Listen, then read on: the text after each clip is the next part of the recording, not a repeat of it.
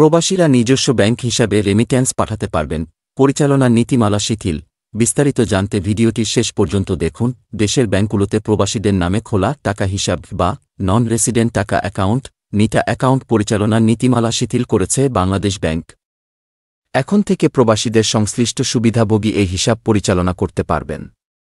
এসব হিসাবে বিদেশ থেকে অনলাইনে বা ইলেকট্রনিক ফান্ড ট্রান্সফারের আওতায় রেমিট্যান্সের অর্থ পাঠানো যাবে। অর্থাৎ আগে রেমিট্যান্স পাঠানো হতো ব্যাংকের হিসাবে।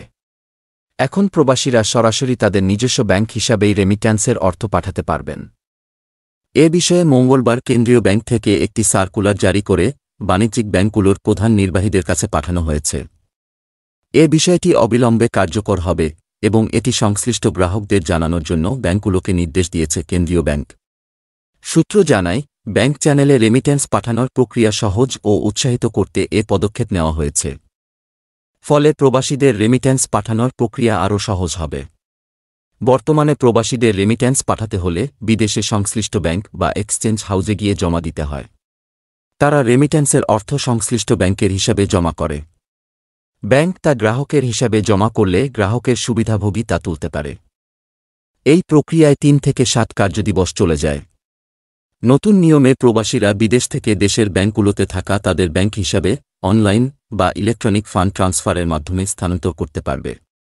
ব্যাংকগুলো এই প্রক্রিয়ায় রেমিট্যান্স পাঠানোর ক্ষেত্রে কোনো ধরনের বিধিনিষেধ আরোপ করতে পারবে না। এতে দ্রুত রেমিট্যান্সের অর্থ দেশে চলে আসবে এবং রেমিট্যান্স পাঠানোর ক্ষেত্রে গ্রাহকের খরচও কমে যাবে।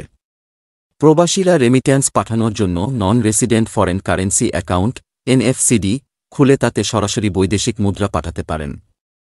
ওই হিসাব অর্থ নিটা অ্যাকাউন্টে স্থানান্তর করে তা খরচ করতে পারেন।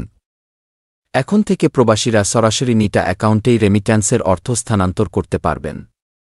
সার্কুলারে বলা হয়, প্রয়োজনীয় আনুষ্ঠানিকতা সম্পন্ন করে গ্রাহকরা ব্যাংকের চেক, ইলেকট্রনিক ফান্ড ট্রান্সফার বা অনলাইনের মাধ্যমে লেনদেন সম্পাদন করতে পারবেন। এসব ক্ষেত্রে ব্যাংকগুলোকে সতর্ক থাকার জন্য নির্দেশ দিয়েছে কেন্দ্রীয় ব্যাংক।